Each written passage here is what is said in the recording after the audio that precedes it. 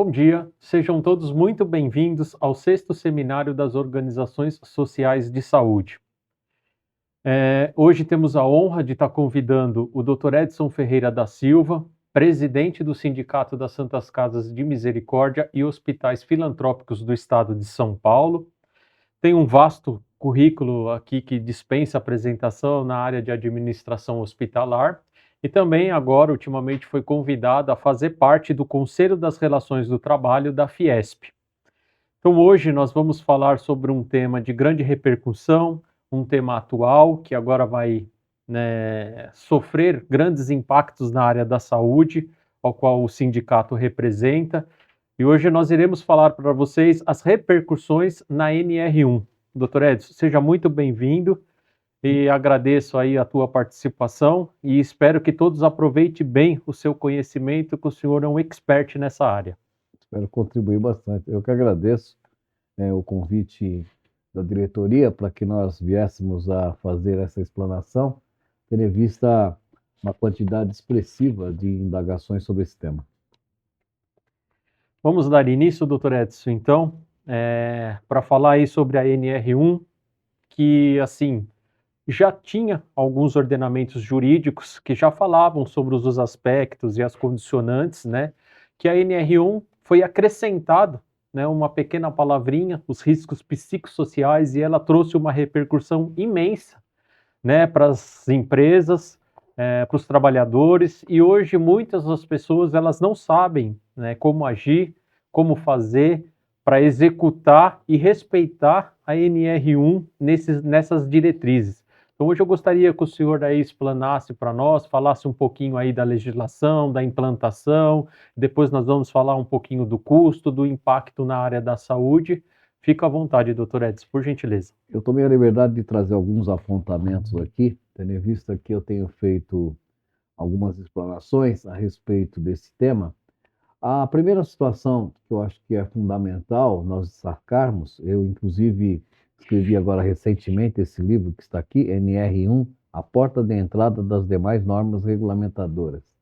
Por que eu fiz questão de fazer esses apontamentos? Porque a NR1 não é a NR dos riscos psicossociais, que é o que está se vendendo no mercado. Tem várias empresas vendendo consultorias, cursos de NR1. A NR1 não é a norma que refere-se a questões de riscos psicossociais. O que a NR fez e está trazendo agora? A NR ela foi reformulada e dentro dessa NR1 só tem quatro vezes a denominação riscos psicossociais, só 4 vezes, né? O que ocorre na prática? Já há algum tempo atrás, né, esse conjunto de normas regulamentadoras é advindos de uma portaria de 1978, a portaria 3.214 de 78, que naquela oportunidade enumerou 28 normas regulamentadoras, entre elas a NR5, que fala sobre a CICPA, NR24, que fala sobre restrições e vestiários, a NR10, que fala sobre as questões elétricas, NR15, insalubridade, NR16, sobre periculosidade. Então, essas normas regulamentadoras, inclusive a NR32, que fala sobre os serviços de saúde, ela traz normas que determinam como se deve fazer as questões de prevenção de acidentes e de doenças ocupacionais. E dentro dessa reformulação da NR1, trouxe a necessidade de que os empregadores também possam fazer parte da responsabilidade da gestão de riscos psicossociais. Muito bem.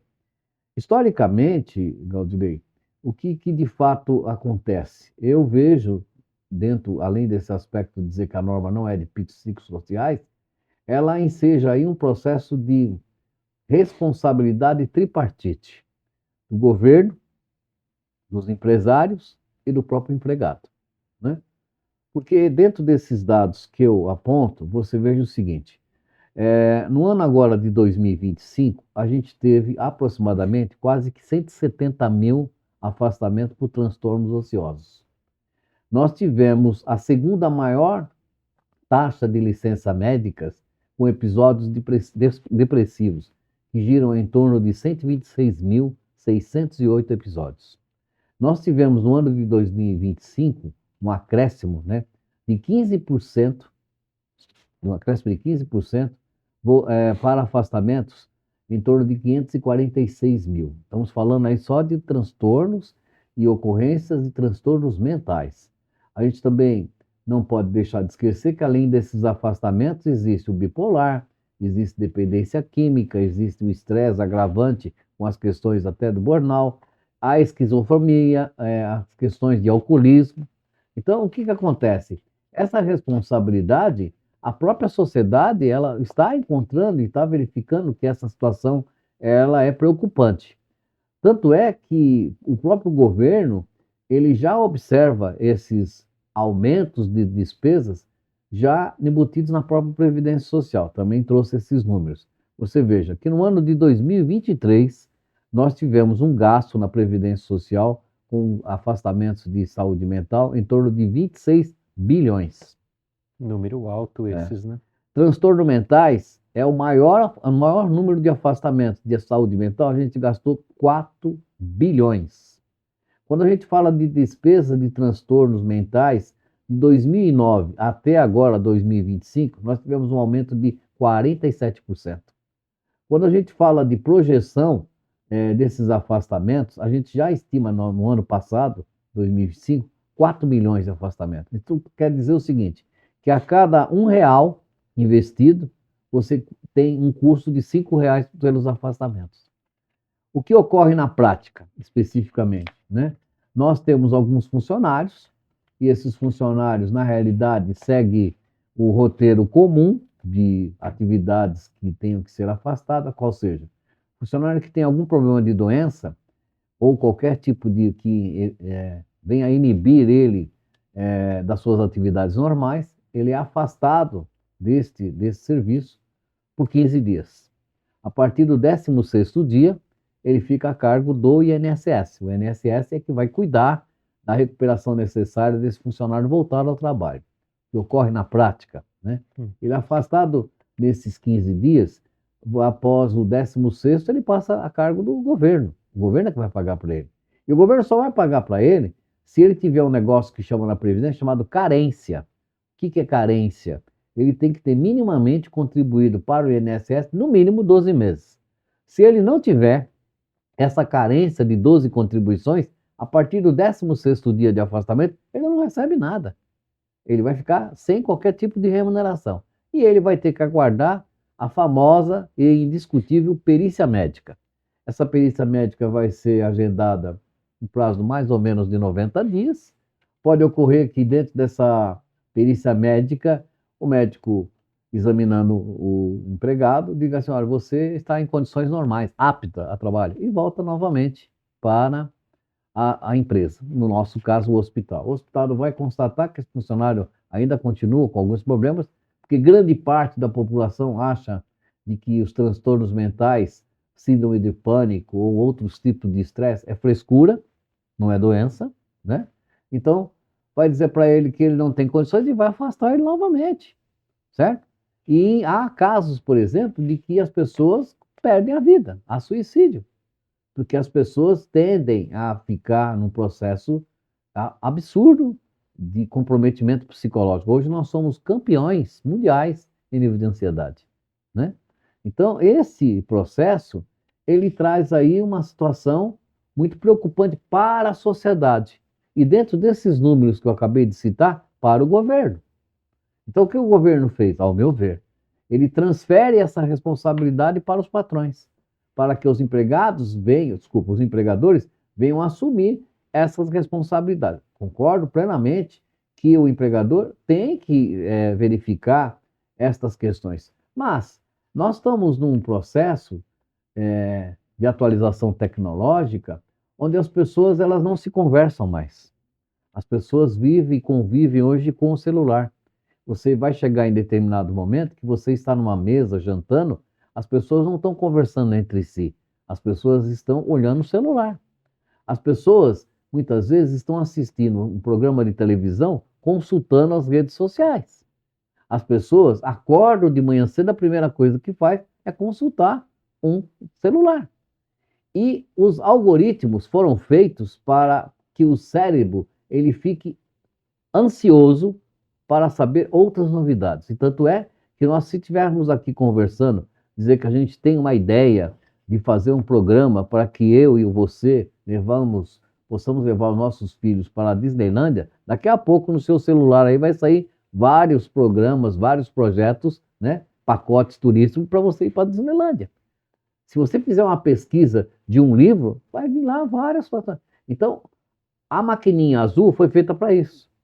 E as pessoas, elas estão aceleradas, estão assim, tão domesticadas, de que elas não estão vendo o tempo passar. Elas estão extremamente aceleradas. Fora o café do dia a dia, certo? Fora as 2 horas de trânsito, que ela gasta para vir, 2 horas para voltar. Esse processo, acumulado ao fato de que nós temos chefes que não cumprimentam funcionários, nós temos chefes que entram no elevador e não conversam com os funcionários, nós temos chefes de que sequer sabem comandar os funcionários, nós temos chefes que, a partir de um determinado momento que passou a ser encarregado, ele já é 15 centímetros a mais do que os outros, correto? Há chefes, normalmente, que na realidade não têm a convivência de saber se esse funcionário... Hoje, se nós pegarmos na área nossa, especificamente o hospital, 60% do nosso quadro, ele é de enfermagem. 60% de mulheres. E boa parte dessas mulheres, algumas delas, elas são solteiras, outras são separadas, que têm filhos pequenos, que muitas vezes têm que deixar em casa. Então eu quero dizer de que essas questões psicossociais é uma questão do mundo, da sociedade, né? Até fazer uma observação, doutor Edson, que é assim, né? Diante dos números alarmantes, isso acendeu um alerta no governo e ele tratou, né, de reformar essa NR1 e inserir isso na norma. Então a gente vê, como o senhor disse aí, muito bem dito, né? O funcionário ele fica num limpo previdenciário, que é a questão. Muitas vezes o médico do trabalho da empresa afasta esse trabalhador, ele chega na perícia, ele tem alta, ele volta para a empresa, o médico do trabalho fala que ele não está apto e ele fica nesse vai e volta. Sim. A NR1, o senhor acha que ela veio, por exemplo, você empresa, você vê qual a doença, diagnostica primeiro qual a doença que esse trabalhador tem, vê se ela é tratável fora do âmbito da minha previdência, e em último caso só que eu vou receber esse trabalhador. Para nós, dá essa impressão. Porque assim, eu jogo a responsabilidade do Estado sobre a empresa trata esse trabalhador e só em último caso que você vai me trazer ele aqui no INSS. É uma vertente. E é uma coisa que você fala realmente factível. O que ocorre, algum tempo atrás, nós tínhamos uma situação também exigida pela norma, que se chamava mapa de risco, mapeamento de risco.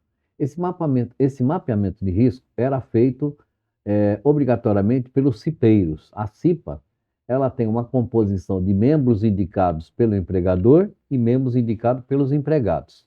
Os membros indicados pelo empregador, o empregador indica essas pessoas a fazer parte dessa comissão apenas para completar a exigência legal. Mas muitos daqueles que estão fazendo parte dessa comissão sequer sabem o que é CIPA. Por parte do empregado, o empregado se submete a uma eleição perante seus demais colegas, mas ele também não está muito preocupado do que é essa responsabilidade da comissão. Ele está mais lá preocupado com a sua estabilidade, que é durante o mandato e mais um ano após. Então, esses dois grupos, indicados pelo empregador e indicados pelo empregado, tinham a incumbência de fazer um mapa, literalmente um mapa, um desenho, né? Onde ele pudesse identificar quais eram os riscos dentro da empresa. Onde tinha risco econômico, onde tinha risco biológico, onde tinha outros tipos de risco.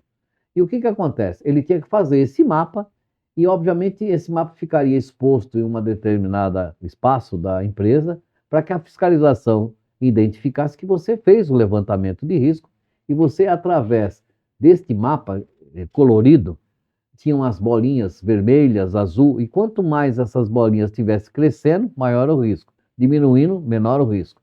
Então, a área de segurança do trabalho teria que atuar para diminuir as bolinhas, certo? O que aconteceu? Ninguém fazia isso. Quem fazia isso? Não sabia fazer. Então, colocavam os técnicos de segurança de trabalho para fazer isso. O que aconteceu? Tirou-se essa responsabilidade da CIPA e passou para o empregador. Correto? O empregador passou a assumir isso. Obviamente que, através de um processo gráfico de desenho, a tendência é tentar iludir a própria fiscalização e diminuir esses riscos para dizer, eu estou diminuindo o meu processo. O que atrás da NR agora? Isso não adianta você fazer bolinha colorida para mim. Não adianta você mostrar que está diminuindo as bolinhas. Eu quero comprovantes. Eu quero que você me mostre para mim de que você tinha X afastamentos e agora diminuiu X afastamentos. Hoje, por exemplo, o médico do trabalho, ele não basta apenas atender as pessoas. Ele tem que avaliar lá, por exemplo, no serviço de nutrição e dietética, está tendo muito afastamento por lombalgia, certo? Então ele tem que ver, mas por que está tendo tanto afastamento de lombalgia lá? Será que é os carrinhos que estão muito pesados? Será que as pessoas estão fazendo esforço? Aí por que nesse lugar aqui tem tantas pessoas afastando com renite? Será que tem um grau de poeira muito grande? Então, essas avaliações médicas, elas têm que ser feitas gestão, certo? Então, a fiscalização, ela vai querer isso.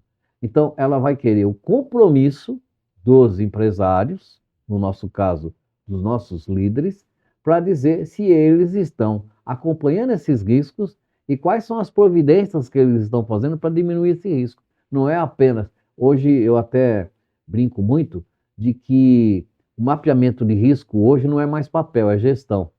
Então, se você não demonstrar que efetivamente você vem fazendo isso, você não vai conseguir diminuir, né? Eu trouxe uma planilha que eu venho constando aí, que vai mostrar claramente, Galdulei, esse tipo de situação. Deixa eu ver se eu consigo aqui. Olha, eu peguei aqui e elaborei uma planilha que é para, pelo menos, a gente ter uma ideia, né, de como funciona esse processo se você tivesse a avaliar esse risco. Eu citei aqui três locais dentro do hospital. Então, vamos pegar aqui o caso do pronto-socorro, que é isso que a norma existe. Ela quer que você faça o levantamento e quais são as providências que você fez, o que você evidenciou e o que você vai fazer. Então, aqui pegar o pronto-socorro. É uma atividade de atendimento emergencial. Qual o risco psicossocial que tem lá? É uma sobrecarga de trabalho. Quais os fatores geradores de qualquer aspecto psicossocial lá? A alta demanda, e muitas vezes tem uma equipe reduzida. Quais são as consequências dessa situação num pronto-socorro? Estresse e fadiga, certo? Como que você vai avaliar se você pode diminuir isso, verificando a escala? E como é que você vai fazer um plano de ação lá? Fazendo revisão de dimensionamento para ver se está muito ou está pouca gente, correto? Vou pegar um outro caso, recepção, né? Qual é a atividade? Atendimento público, certo? Qual o risco psicossocial que ela tem lá? Ela tem uma possibilidade muito grande de uma violência ocupacional. As pessoas muitas vezes vão bater no vidro, quebrar o vidro, dar porrada em cima do balcão. Quais são os fatores de risco que tem agressões verbais dos pacientes, inclusive física, né? Quais são as consequências disso? Ansiedade. Fica preocupado com isso. O que vai gerar isso? Um grande grau de risco. E como é que nós vamos fazer essa avaliação? A gente vai ter que estar lá constantemente, fazendo treinamento, para que as pessoas, na realidade, possam identificar que nós estamos olhando para ela, que sabemos os cuidados que ela tem. Em determinados casos, Galdinei, e isso em qualquer equipamento de saúde, seja hospital, seja ambulatório, seja Santa Casa, muitas vezes o chefe não vai nem na recepção. O chefe não vai nem na manutenção. Ele nem sabe onde fica lá, correto? Vou pegar um outro caso aqui, o centro cirúrgico, por exemplo, né? Qual o nível de atividade no centro cirúrgico? Os procedimentos cirúrgicos são altamente técnicos e de um nível de estresse muito grande, né? O que há de preocupação psicossocial nessa atividade? A pressão psicológica, né? Está na sua mão a vida, está na sua vida o nascimento, né? E quais são os fatores que geram esses riscos psicossociais lá? É a alta responsabilidade que você está tendo naquele procedimento. Se você der uma pinça errada, né? Se você der um medicamento errado, você vai matar a pessoa. Tá entendendo? Aproveitando esse gancho, doutor Edson, o que o hospital hoje ele poderia implantar dentro da sua unidade de atendimento para minimizar esses riscos?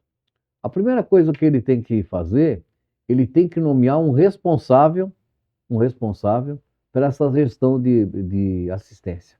Ele tem que dizer, o Ministério do Trabalho, o Ministério Público quer isso hoje. Quem é que é o responsável aí pelo plano de gestão? Ah, é o doutor Galdilei. Ah, é o doutor Edson. É o doutor Pedro. Quem é o doutor Pedro? Ah, o doutor Pedro é o médico do trabalho. Só que este cara que foi nomeado não é apenas para ele assinar, né? É como nós, que é um advogado. Quando você recebe a procuração, você assume a criança e você vai ter que viver com ela. Então você está assumindo, civil e criminalmente, esse ponto. Esse é o primeiro ponto.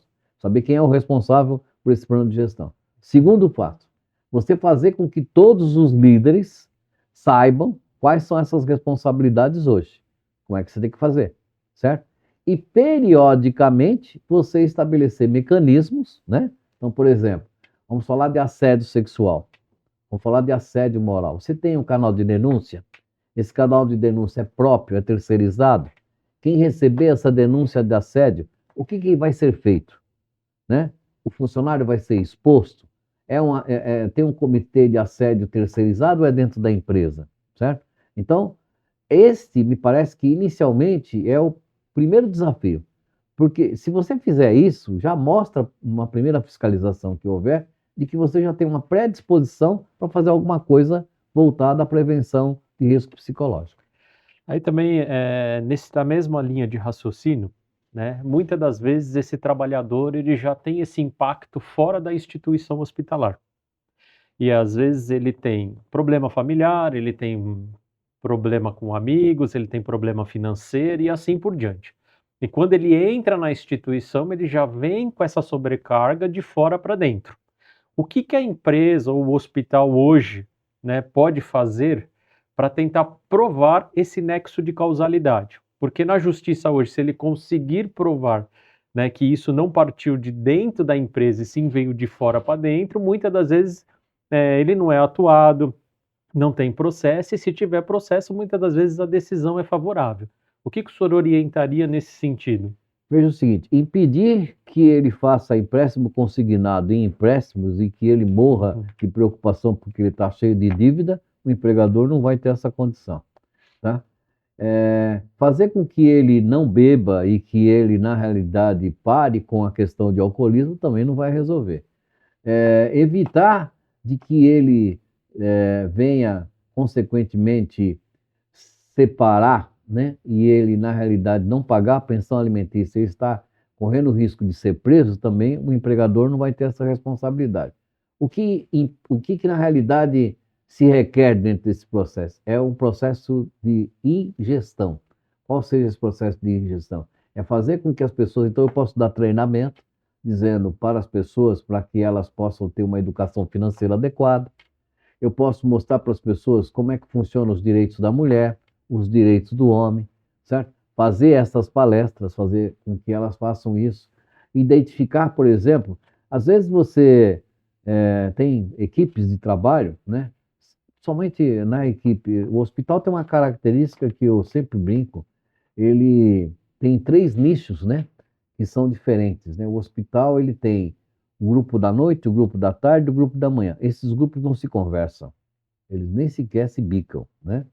Mas necessariamente precisa ter dentro dessas lideranças alguém que ouça as pessoas e veja por que o funcionário está chorando no canto, né?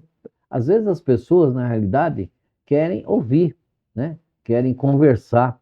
E dentro desse contexto da preocupação psicossocial, é você imaginar, por exemplo, vou dizer uma coisa para você. Eu já tive esse caso é, como comprovado, eu vivi isso, né? Nós temos dentro dos hospitais hoje um grande número de acidentes com materiais perfurcortantes, agulha, tá? E essas agulhas, quando elas perfuram o cidadão, a gente não consegue identificar qual o grau de risco nisso. Pode ser o cara tenha pegado um HIV, tenha pegado uma doença muito contagiosa. Então você imagina uma pessoa que se forou com uma agulha dessa, ele chegar em casa e ele está com medo que ele pegou HIV, até ele explicar de que ele pegou HIV por essa agulha, o relacionamento conjugal dele vai ficar estremecido. Vai ficar estremecido o aspecto psicológico de sobrevivência dele, tá? Eu já tive casos, por exemplo, Galdley, que o cara se suicidou aqui no Minhocão, em São Paulo. Ele imaginava que ele estava com HIV e se jogou do viaduto. Então, estas coisas que essa norma, ela faz com que a gente tenha uma reflexão sobre isso, tá entendendo? Porque eu acho que a responsabilidade do governo, quando ele fica insistindo nessas perícias, e eu tenho colaboradores nisso, já está afastado há mais de 2 anos, tentando resolver os seus aspectos psicossocial, e o empregado pensa que eu sou responsável, sendo que essa responsabilidade está no aguardo da perícia. É, concordo. O que o senhor nos diz referente, né, algumas empresas, elas estão fazendo alguns questionários, né, para que os trabalhadores possam responder esses questionários e assim você ir amarrando a situação e travando essa avaliação de risco. E também, aproveitando na mesma sequência aqui, a disponibilidade, por exemplo, de um profissional, um psicólogo, um canal de atendimento desta forma, que também é uma forma da empresa se resguardar. O senhor acha isso viável? Não, na prática? Necessariamente, a figura de se ter um apoio psicológico no atendimento da gestão de RH não é uma questão de se precaver de uma reclamação trabalhista. Eu acho que dentro desse aspecto é um direito, é um dever do empresário ele dar essa assistência psicológica. Pode ser até online, né? Através de telemedicina existe, porque não pode dar um atendimento psicológico. Não quer dizer, mas Edson, mas veja bem, como é que eu vou fazer? Eu vou ter que ter cinco terminais aqui psicológicos, porque está todo mundo precisando. Não, não é isso, tá entendendo? Você tem agendamentos, tem treinamentos para isso, esse é o ponto. A questão do questionário, ela hoje é o que mais se faz, né? Eu vejo aí nos meios de comunicação, as pessoas vendendo assessoria sobre NR1. Tem algumas que dizem até que elas estão, como é que diz assim, reconhecidas pelo MEC, né? Para fazer levantamento psicossocial. Todo o respeito que eu devo a eles, está querendo vender assessoria, né? Então, o questionário, ele, na realidade, ele é um subsídio para você mostrar como você vai ser feita a gestão, mas que ele vai resolver alguma coisa, não vai, né? Você pode, por exemplo, assim, mas veja bem, você é o dono da empresa e você está vendo que lá no pronto-socorro o número de horas extras é absurdo, certo? O número de horas extras é absurdo. Tem alguma coisa errada lá. Ou tem uma demanda muito grande, tá entendendo?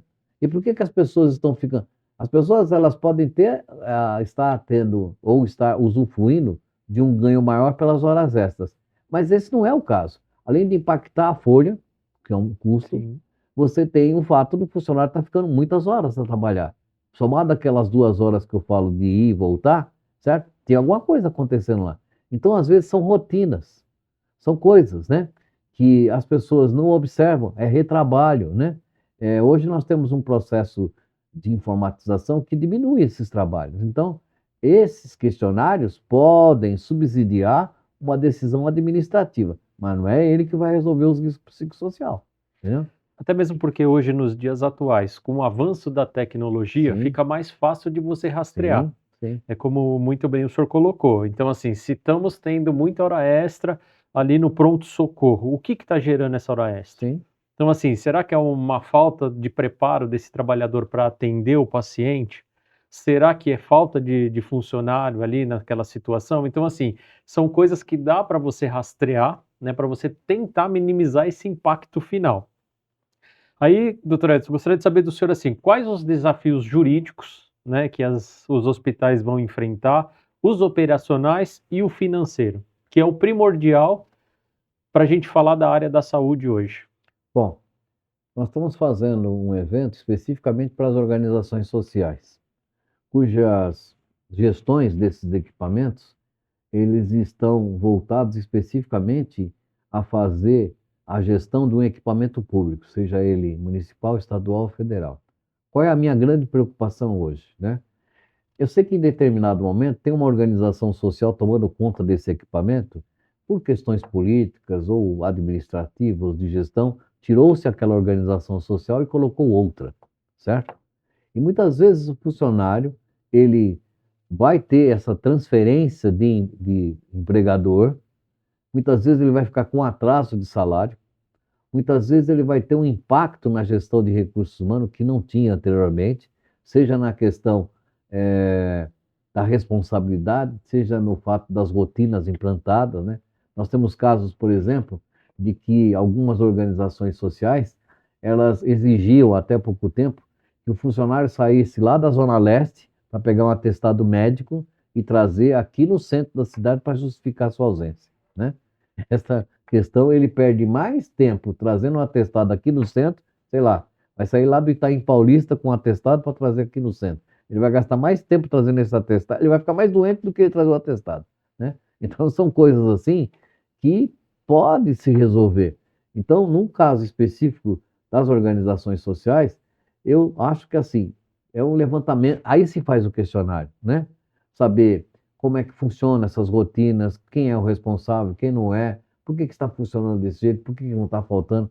Porque é comum, eu estou 40 anos na área hospitalar e eu já vi de tudo, sabe? Então, não é que eu sou o dono da verdade, mas você sabe que há uma disputa muitas vezes de enfermeira. Se você imaginar um prédio, por exemplo, de 5 andares, você vai ver determinados enfermeiros, eu falo lá enfermeiro, mas pode pôr auxiliar de enfermagem, pode pôr escriturário, que eles escondem o saco de lixo para não faltar, tá?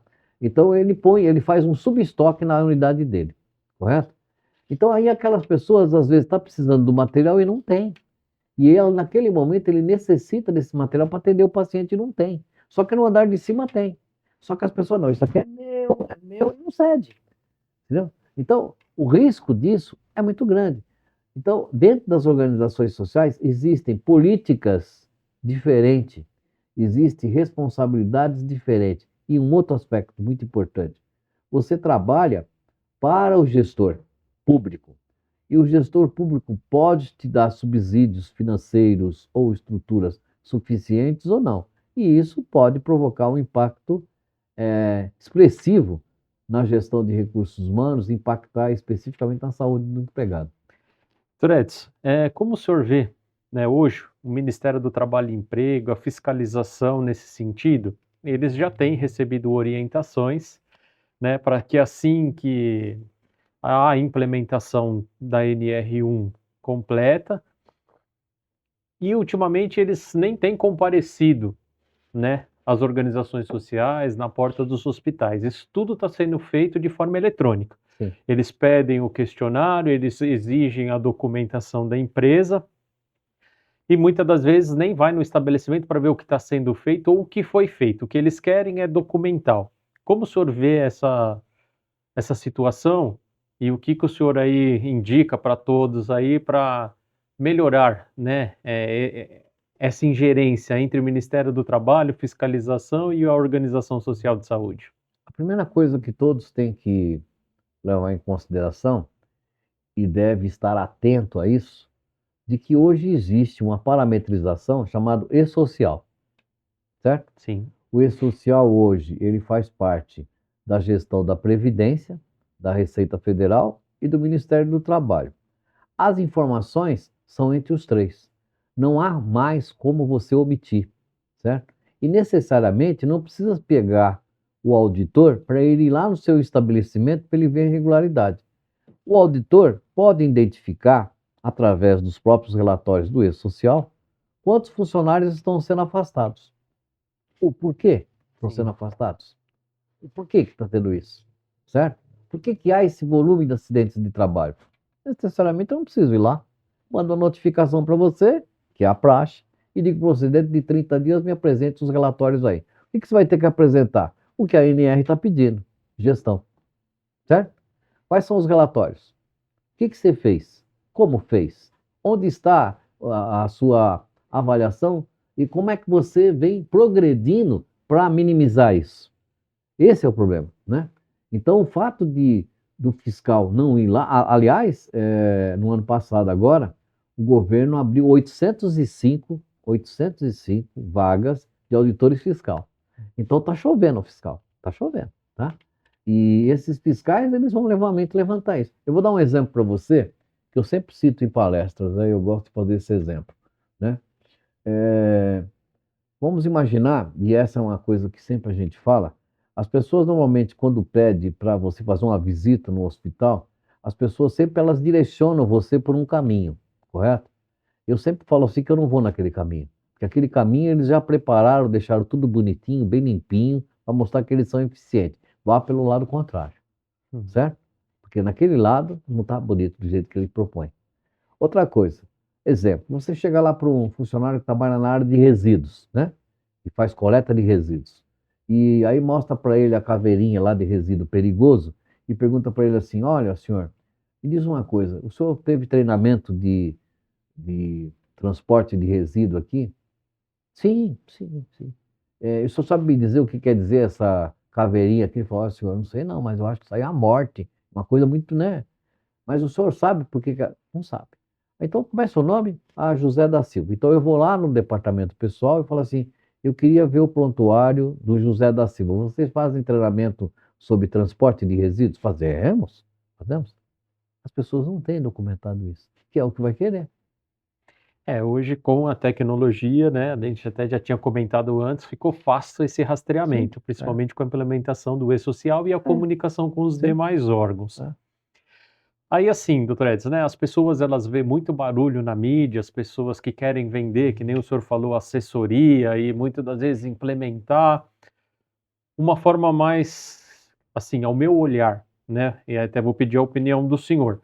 Se juntar um hospital, por exemplo, o jurídico, o SESMIT, a área de RH, e a gente trabalhar essa gestão, ele não precisaria também desprender tantos valores pensando em outras ferramentas ou adquirir outros meios de implementação, que simplesmente se tivesse uma união, né, uma conversa desses três setores, eu acho que é fundamental para a gestão da organização social.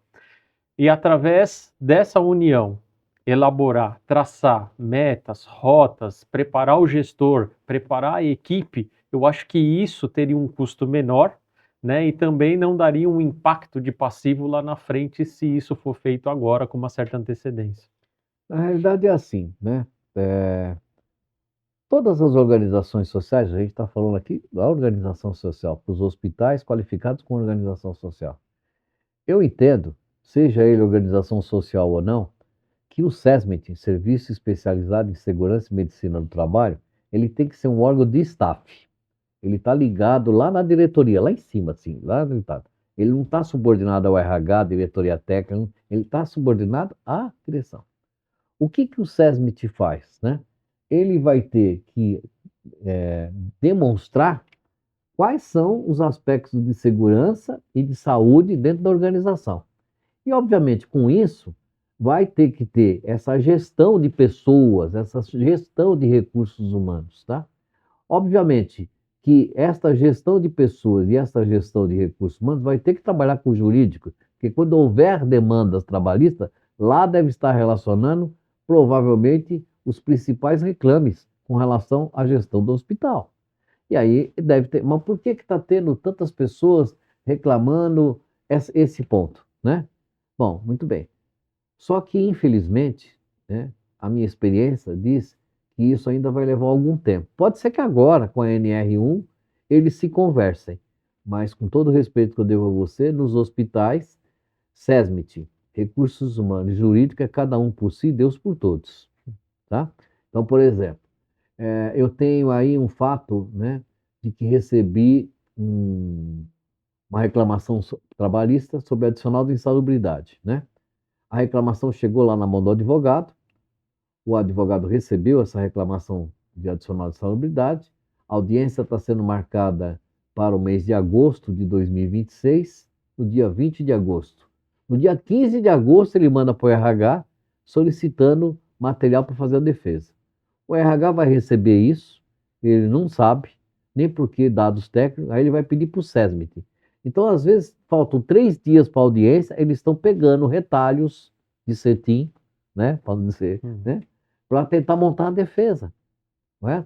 Sendo que eles teve espaço suficiente, muitas vezes, da primeira reclamação trabalhista, que apontou alguma coisa, certo? Que disse que lá, por exemplo, vamos pegar o caso lá da lavanderia, disse, por exemplo, que as pessoas lá elas estão tendo deveros afastamento por assim, um determinado X de enfermidade. Bom, a primeira coisa que tem que ser feita, bom, o SESM está acompanhando isso? O SESM viu esse tipo de afastamento? Por que 15? Aí é o fato da gestão, né? Você tem que ter lá um gráfico, né?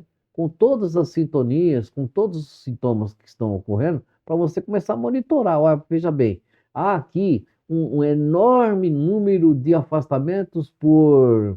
Como é que chama esse negócio dos olhos que fala? Esqueci o nome agora. Conjuntivite. Uma quantidade enorme de afastamento com conjuntivite. Uma quantidade enorme de, por exemplo, de lombalgia, né? Outro exemplo para você. Eu tive no hospital e um aluno nosso foi fazer um trabalho sobre afastamentos dos hospitais. E o maior número de afastamento que ele teve no hospital era afastamentos de trajeto. E na sua grande maioria era com os pés. Entorse de pé, quebrar pé. E todo mundo surpreso com esse afastamento, né? O que se constatou na análise, tá? Na frente do hospital, a entrada do hospital era paralelepípede. E todas as mulheres vinham com salto e a maioria dos acidentes era porque a mulherada virava o pé lá. Coisa simples. Coisa simples de se resolver, né? Doutor Edson, os riscos psicossociais, né? A gente falando dele, muita discussão em volta do tema. Mas para ele se complementar hoje, né, a gente precisa de outras NRs, como o senhor disse logo no início. Né? Então, nós temos a NR que trata da ergonomia, a NR que trata da insalubridade. Então, assim, é um conjunto de normas, né, que vai chegar também nos riscos psicossociais. Então, hoje, as pessoas elas estão tão voltadas para esse risco psicossocial e estão esquecendo de cumprir as demais normas. Sim. Né? Como o senhor vê isso na realidade e o que o senhor orienta as pessoas? Porque hoje está tudo englobado, tudo amarrado. Então, se você escorregar nenhuma, você escorregou na outra, né? Na realidade, as pessoas só estão vendo o aspecto psicossocial. E o aspecto psicossocial, ele é um sintoma psicológico advindo de outras situações ocupacionais, seja elas ergonômicas ou seja elas de espaço físico. Ergonômica, né?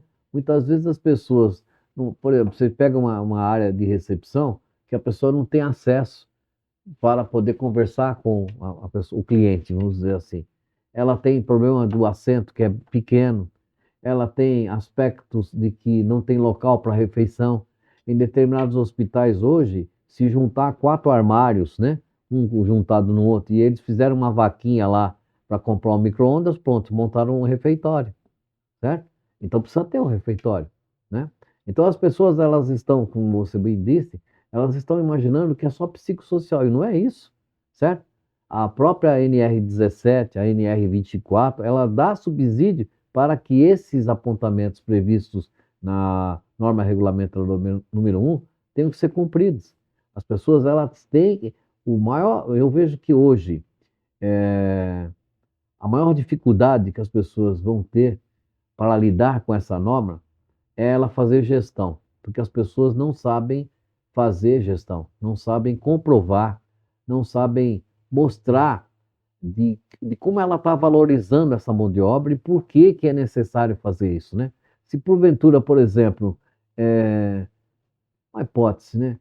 Você fazer uma roda de conversa com os funcionários, tá entendendo? Você pode mudar, tá? Dar oportunidade, porque às vezes as pessoas, elas entram dentro de um centro cirúrgico, por exemplo, ela tem 15 minutos para ela colocar paramento. Coloca paramento e entrou dentro do centro cirúrgico. Ela passa 6 horas trancada dentro do centro cirúrgico.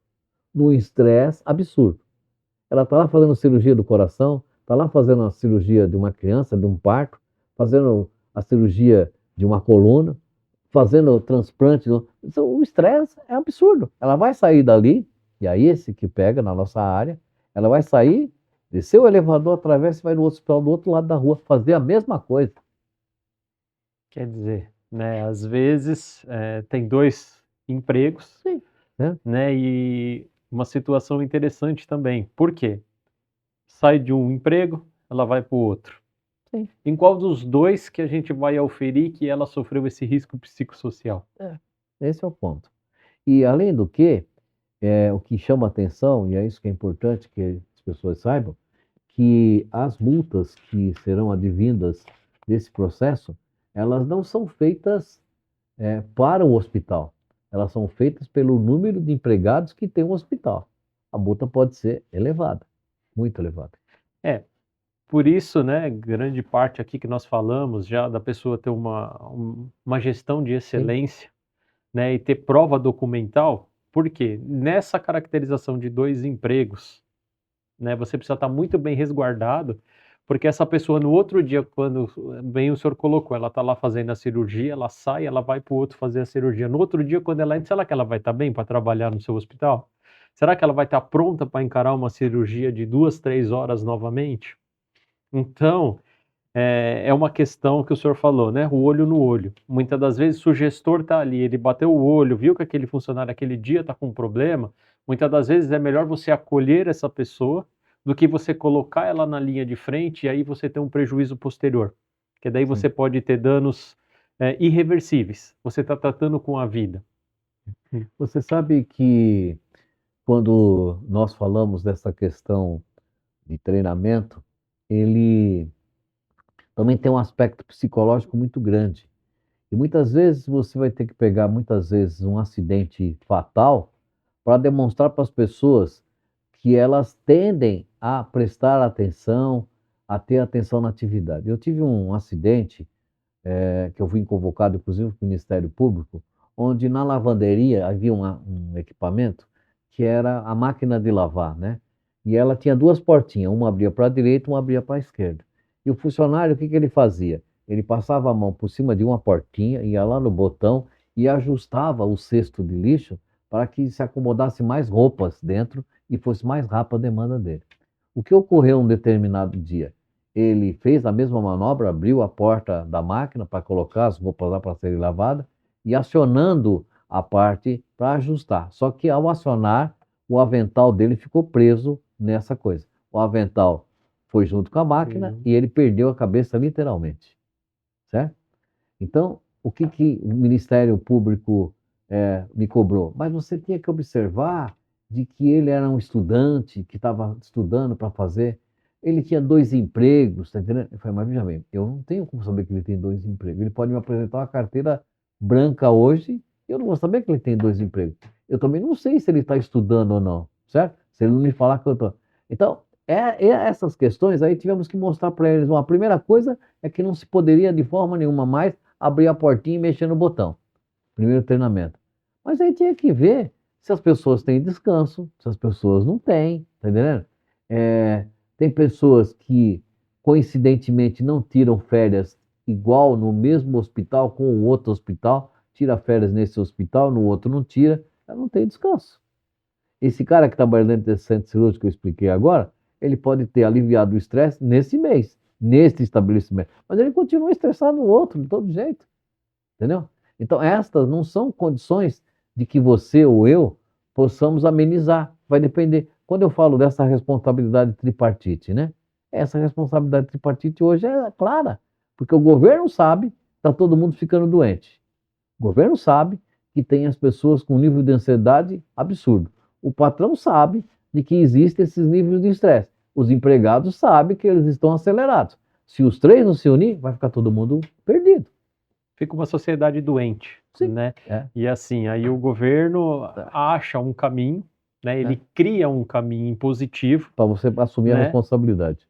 para que os empregadores É, assumam essa responsabilidade que em tese seria dele, sim.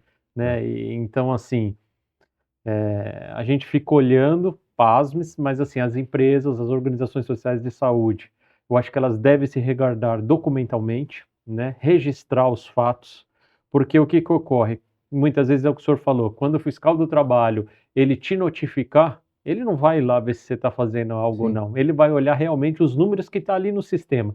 Se você fez ou não é uma segunda parte. Aquilo, o que que seria a segunda parte? A tua prova.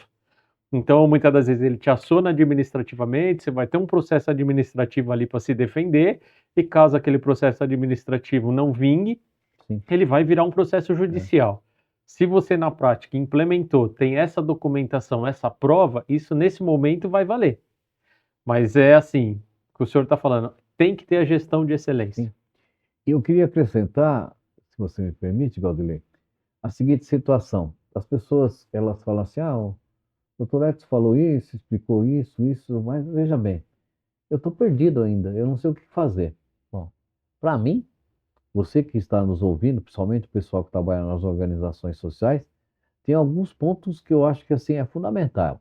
Primeiro deles, imprescindível, nomear alguém que seja responsável por essa gestão. De preferência que tenha uma carta do presidente, do diretor, dizendo assim: esse cara é o responsável pela gestão. Tem que ter esse documento. Isso é fundamental. Primeira coisa que a auditoria vai fazer é o seguinte: quem é o responsável pelo plano de segurança, de gestão, de gestão de segurança desse hospital? Muito bem, primeira pessoa. Segunda coisa, vocês têm que fazer reuniões, obviamente, o mais rápido possível, com seus líderes, explicando o que é essa responsabilidade e essa corresponsabilidade da gestão da saúde dos seus trabalhadores. Identificar quais são os níveis de compromisso, quais são prováveis repercussões com o acidente de trabalho, quais são algumas inconsistências que está havendo e que muitas vezes foi observado e ninguém tomou conta disso, certo? Então, aí, dentro desse levantamento, o terceiro diz assim: bom, como é que eu vou resolver isso? Bom, eu vou construir amanhã, eu vou reparar, eu vou fazer, eu tenho um plano de ação, correto? E esse plano de ação também ser acompanhado. Então, o que o auditor vai lá? Muito bem. Ah, você identificou aqui que realmente boa parte dos funcionários do setor X estão afastados por lombalgia. Você chegou a o seu cérebro chegou a identificar o que está acontecendo? Sim. Quantos casos tem lá? X. E o que foi resolvido com isso? Vocês já diagnosticaram qual é a situação que está envolvendo essa? Quais foram as providências? Isso tudo não pode estar na língua, tem que estar em papel, em documentos. Você tem que comprovar os documentos do que você fez. É isso que vai ser requerido.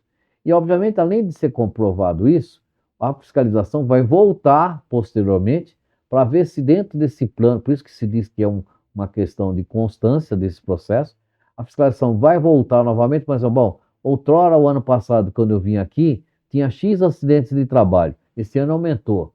Não, não aumentou. Ah, mas sabe o que é? Diminuiu meus acidentes de trabalho 50%. Veja bem, não vá se vangloriar com o fato de você ter reduzido 50%. Também se chama atenção isso. Se você maquiou, se tem alguma coisa, se você não fez, isso é objeto de fiscalização. É isso que a fiscalização vai fazer. Se você tem isso, é importante. Outra coisa importante para as organizações sociais. Dessas transferências de uma organização social para outra, pegue os documentos que foram feitos na anterior e esteja aí documentado. Guarde isso que vai ser necessário para que você comprove essa gestão. Até mesmo porque, doutor Edson, né, tudo que é novo Sim. traz interpretações diversas. Então, não sabemos como vai ser a reação também do Poder Judiciário. O que a gente tem conversado, inclusive, né, com alguns desembargadores, alguns ministros, o posicionamento, ele é assim, ele é pró-trabalhador. Então, se a empresa não se precaver e não tiver documentado toda essa estrutura, toda essa organização, Vai ser multado. vai ser multada, vai ser atuada. E assim, a situação já não é fácil financeiramente, né, para as organizações sociais de saúde que tem que trabalhar dentro de um determinado plano, né? E dentro desse plano, muitas das vezes, não tem apoio do órgão público. Então ela tem que se socorrer de apoios diversos, né, para poder cumprir a lei, para poder dar um bom atendimento, para ter os seus trabalhadores ali 100% motivado todo dia para ir trabalhar.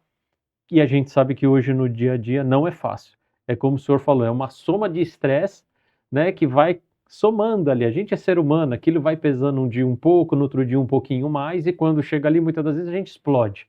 Pode ser numa crise de ansiedade, pode ser numa crise de estresse. Aí as pessoas falam: ah, mas está ansioso, ansioso não é nada. Ah, você está estressado, estressado não é nada.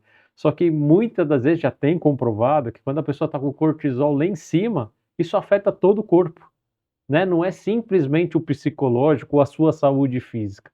Então, assim, acho que as organizações sociais, se elas seguirem, né, esses seus bons conselhos hoje aqui, né, é uma lição que eu acho que para quem estava no escuro, né, eu acho que deu para clarear esse bate-papo aqui, a pessoa tem uma luz de como seguir, o que fazer, e sem ter grande, assim, né, o impacto financeiro que é o que mais implica, né, para as organizações sociais de saúde. Então, assim, há outros meios. E inclusive, queria destacar, em especial para as questões das organizações sociais, essa corresponsabilidade, né? Que o governo, quando municipal, estadual ou federal, quando ele faz uma parceria com uma entidade qualificada como organização social, ele está dando dinheiro público para essa instituição gerir aquele negócio. Se porventura vem um encargo de uma multa, né? E de que essa multa não, se sabe de que foi uma responsabilidade de má gestão, acredito eu que o próprio governo venha a requerer alguma providência de solução sobre o seu parceiro, né? Ele não vai ficar dividindo o custo de uma irresponsabilidade de quem se propôs a fazer a gestão do negócio. Até porque ele confia dentro desse plano de trabalho que você disse que ia cuidar daquele equipamento por um valor X, com o número de empregados Y, e de que você tem uma gestão qualificada, profissional, mas em dado momento vem uma multa lá de X mil reais, certo? Por um fato que muitas vezes é banal. Exemplo, um canal de denúncia que você não montou, correto? Uma coisa simples, não é tão difícil fazer isso, Sim. tá? E foi multado. Ou provavelmente o governo vai falar, mas peraí, dentro do seu plano de gestão você já não sabia que tinha que montar um canal de denúncia, por que você não montou? Tá? Então essas coisas eu acho que elas são muito simplórias e são realmente devem ser destacadas sob a responsabilidade das instituições. O senhor tocou num ponto importante, doutor Edson, que é uma coisa simples, que não é um custo elevado para se implantar, que é o famoso canal de denúncia. Então as pessoas também elas têm que estar preparadas para receber essa denúncia, porque Sim, muitas das vezes, se você tem uma empresa terceirizada que está fora do hospital, digamos assim, vai ter um maior sigilo, ninguém garante 100%, mas aquela empresa teria a obrigação sim de ter 100% de sigilo para tratar esse caso. E muitas das vezes os hospitais, para não ter esse custo extra, eles implantam uma ferramenta, só que o próprio RH toma conta desse canal de denúncia. não é muito bom. Não é aconselhável. Mas assim, se isso ocorrer na prática, eles teriam também que ter um treinamento para não marcar aquele trabalhador. Ou seja, recebo discretamente, eu resolvo o caso que ali eu tenho que resolver, ponto.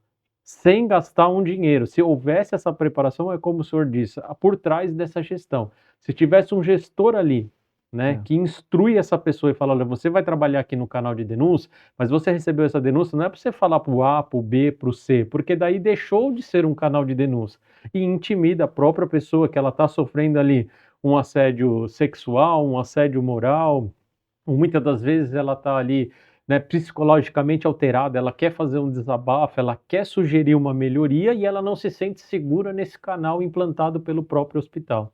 o que ocorre na prática, eu aconselho, né? Nem tanto ao céu, nem tanto à terra, né? Tem algumas organizações que acham que é importante ela contratar uma empresa para ser o responsável pelo canal de denúncia. Eu não gostaria muito disso, porque elas não estão no ambiente, elas não estão dentro do processo de gestão e estão dentro da instituição para identificar o de fato que está acontecendo. Eu ainda sou partidário de que o canal de denúncia tenha que ser feito a nível de compliance, qual seja, que se você vai fazer isso, põe um representante da empresa, um representante da área técnica, dependendo da classificação. E você vai apurar isso e demonstrar. Pode ser através de denúncias feitas por e-mail, por telefone, mas você tem que mostrar de que isso tem uma confiança. Se as pessoas imaginar que o canal de denúncia é apenas um delator, sem qualquer providência de resolução, ele tem uma descredibilidade. Não tem um crédito nisso, né? Essa é, me parece, a maior dificuldade. E também identificar, que nem o senhor Sim, falou, tá lá no pronto-socorro, tá tendo muita hora extra, mas isso é o é, quê? É a gestão, é sim, a equipe, é a ferramenta de trabalho que eu estou utilizando, é, né? Então eu acho que assim, esse trabalhador que está lá nessa linha de frente, ele pode até sugerir melhorias, ele está ali no dia a dia, ele está pondo a mão na massa. E se não tiver essa credibilidade, essa transparência e uma resolução, até para ele poder incentivar os outros a trabalhadores também, né? E a gente também tem que ficar atento, porque, caso prático, né, a trabalhadora fala: eu estou sendo assediada pelo meu gestor. E na verdade é porque ela não se dava com esse gestor, né, eles não se conversavam, ele pediu uma coisa, ela fazia outra, e ela acabou um determinado dia falando que esse gestor tinha a assediado sexualmente. E aí o gestor falou: não, peraí. Você está me acusando? Só que bem aonde ela acusou, no corredor onde ela acusou, tinha uma câmera ali do próprio hospital. E aquilo comprovou o fato diverso. Então, por isso, né, que é esse resguardo todo, que se você tiver um canal de denúncia, o hospital está bem estruturado nesse sentido, né, o passivo trabalhista eu acho que ele diminui em Sim. 98%, porque os outros 2% depende da outra pessoa. Mas se você tiver as provas, tudo documentado, uma boa gestão, eu acho que o seu passivo cai 98%. A questão de custo é o que o senhor falou. Você colocar uma empresa terceirizada, ótimo, quem tem condição, perfeito, né, fazer essas tratativas no ambiente externo e trazer uma resolução e implantar dentro da estrutura. Mas se você não tem esse dinheiro, você não tem essa verba, você implementar dentro, né, e seguir as diretrizes, eu também acho que é o caminho certo e correto. Chama a atenção de todos pelo fato do canal de denúncia, até quando você assumir uma gestão de uma outra entidade, observar quais eram as denúncias anteriormente e quais foram as medidas que foram tomadas para se dar continuidade nisso, para não ficar arquivado. Isso é fundamental. É, se você não tiver um histórico desse Sim, trabalhador, fica difícil porque você tem que traçar o é, perfil dele dali para frente. é. E às vezes pode ser E tarde. às vezes alguns levantamentos anteriores que ninguém observou, né? É Exatamente, verdade. doutor Edson. Muito bom. Doutor Edson, gostaria de agradecer a tua participação. Eu acho que foi excelente. Quem não tinha uma luz no fim do túnel agora já passou a enxergar o caminho de como fazer, de como seguir juridicamente, financeiramente e também até na questão administrativa. Eu acho que esses 3 pontos ficaram bem claro, são os pontos fundamentais, porque é muito simples a pessoa falar assim: "Ah, eu vou ler a letra da lei e está ali, Sim. riscos psicossociais". Ah, eu vou ler a Constituição, ali já tinha algumas preservações de direito, assim como na CLT também já tinha. Então, assim, esclarecendo, acho que esses 3 pontos, que é as 3 chaves que as pessoas devem seguir, eu acho que a gente consegue elucidar aí para todas as organizações sociais de saúde o caminho que tem que trilhar. O tema denominado repercussão da NR1 fundamentalmente nesse escopo, qual seja, a repercussão da NR1 é fazer com que as pessoas tenham gestão dos riscos dentro da empresa, sejam elas psicossociais, saúde e de segurança. Segundo, é o fato de que você fazendo essa gestão, você vai ter que demonstrar para a fiscalização do trabalho que você tem plano e de ações e que você vem acompanhando esses planos de ações e você vai ter os resultados e após esse, o que você vai fazer. E terceiro, a sua responsabilidade civil e criminal, seja ela na atual gestão ou na outra gestão, porque a auditoria, ela necessariamente ela não vai estar presente, ela pode estar de forma informatizada, vamos dizer assim, digital, fazendo acompanhamento do que você está fazendo na sua gestão. Acho que isso é fundamental. Eu queria agradecer à diretoria do sindicato por ter nos indicado a fazer parte dessa explanação, que quando o pessoal da área de eventos é, indagou que a gente, fazendo pesquisa com as organizações sociais, havia uma preocupação muito grande com relação à NR1, a gente tentou aí, dentro desse aspecto, estar colaborando. Muito obrigado. O Sindosfil aqui também a gente agradece, doutor Ed, a sua participação em nome da diretoria do Sindosfil. Eu acho que foi de grande relevância aí para o setor que representamos, para todas as organizações sociais de saúde. Agradecer a presença de todos aí. Sim, Continue nos acompanhando aí, que temos mais um dia do sexto seminário das organizações sociais de saúde. Muito obrigado. obrigado mesmo.